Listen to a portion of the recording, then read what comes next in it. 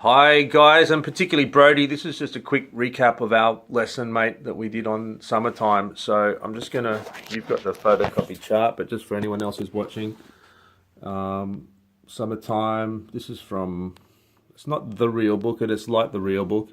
Pretty accurate chord chart. In some ways, like I was talking about in our lesson, mate, sometimes you get these chord charts and there's almost too much information, and part of our job as guitar players when we get a chart like this is to figure out what's essential and what we can remove. So, you know, it starts off with this E7 sharp 5. So I just think of E7, and if I want the sharp 5, it does create that nice bit of tension, but you can get away with an E7. That's summertime, and then A minor 7 to E7, and it's got a slash B, which means if we see a slash chord, the chord is the chord, and the slash underneath that is the bass note. So in this case, they're showing us what to play as the bass line. We got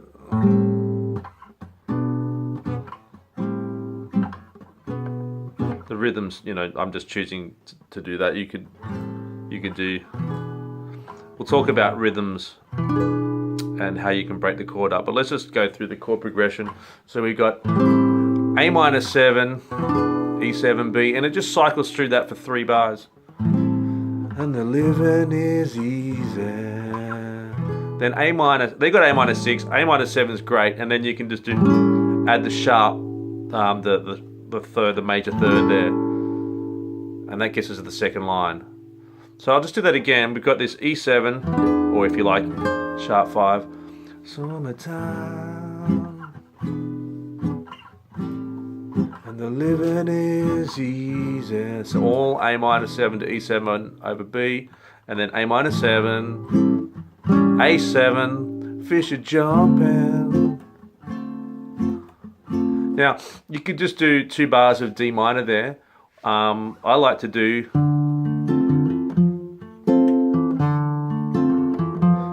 put that little F in there, in the bass.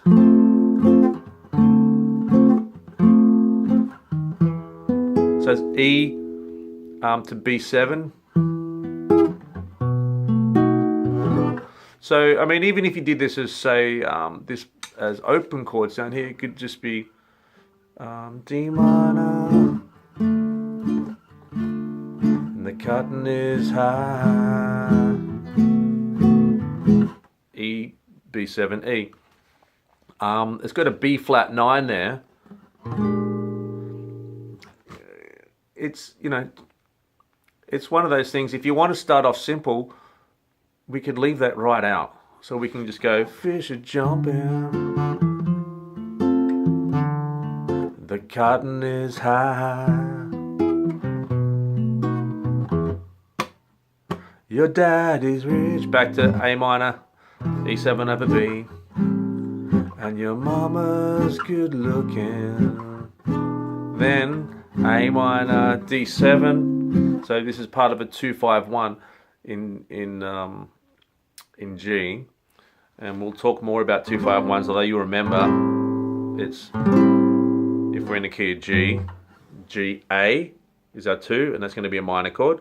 B C D is our 5. And that's going to be a dominant chord. So we're going to have an A minor and a D7, or some kind of D7, D9, D13. Pretty much D7 is the simplest reduction of it. And we can, you know, we're guitarists, we get to chop and choose what kind of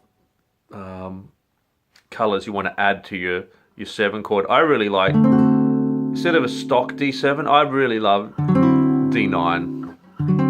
And then this fingering of, hang on one sec, and we're back, sorry man. So, A minor 7, I really like this voicing without the 5th here, without this E, because we've got it here. We don't need to have too many notes in the bass, and this is a pretty standard way of playing an A minor 7. It's quite common to drop the 5th. Or at least not have it in the bass near the root. So we got an A minor 7, D9. Think where I am, and then hush, little baby, don't you cry. Now look at the chart. This is really interesting. They've got C with a G in the bass, and I've got to say, I generally just play a C in the bass. This is something we can experiment with. I'm just going to play C major 7, A minor 7. We'll actually look at the line just above the optional chords in parentheses up there. So we've actually got C major 7, A minor 7, B minor 7 flat 5. Remember we looked at this? Now, and the other thing they've got here is, let me just think here, we got C major 7, they got D7 there. That's really interesting, isn't it? C da da. I kind of like doing that. Not that. D minor, G, A minor, but listen to what they've got with that B minor 7. It's really nice. Hush, little darling, don't you cry. Let's try that. And the other cool things we could do is C, A minor.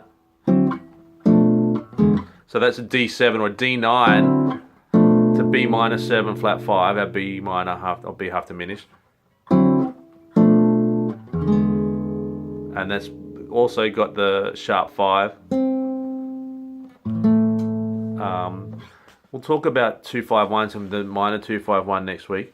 So let me just play through that so far. And that's the A section is really similar to the B section. So we got summertime and the living is easy. That was major. Fish are jumping and the cotton is high. Your daddy's rich and your mama's good looking. Well, oh, now I'm sorry. I want to. Yeah, no, I'm right. Sorry. Hush, little baby, don't you cry.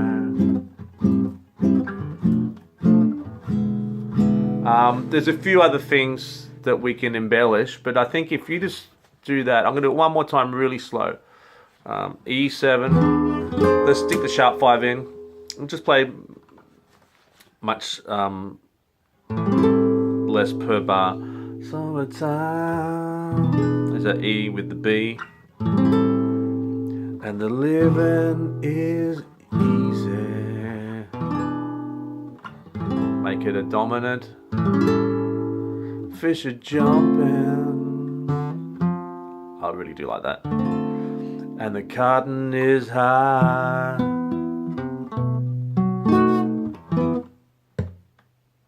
Oh, your daddy's rich and your mama's good looking. D9. Hush, little baby, don't you cry. So that time I did just D minor, G7, A minor, and then we're back to the start. We're back to the B section, which is almost the same. Just take your time and just do little sections at a time. So just spend a while just going.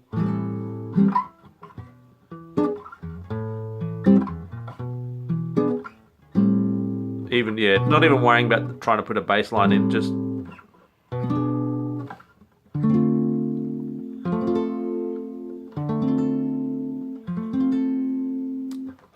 we'll talk a little bit about what's going on with this D minor chord when we put this B in here. When we put this F in here. Check it out, it looks like a C chord, right? Which sort of is a C chord shape. I'm now playing an F major chord, F, A, C, F, which is really just D minor 7 without the D.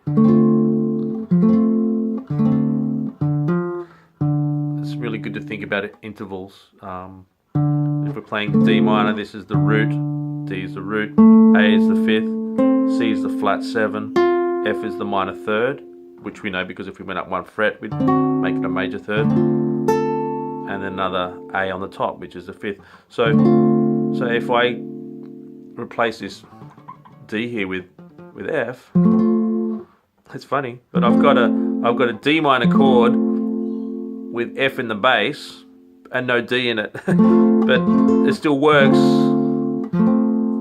in our ear as a D minor sound. I could talk on that sort of stuff for too long, so I'm going to leave it there. Let me know if that helps or if you need any more clarification on any of that. But mate, great job today, and I'll see you next week. Thanks, mate.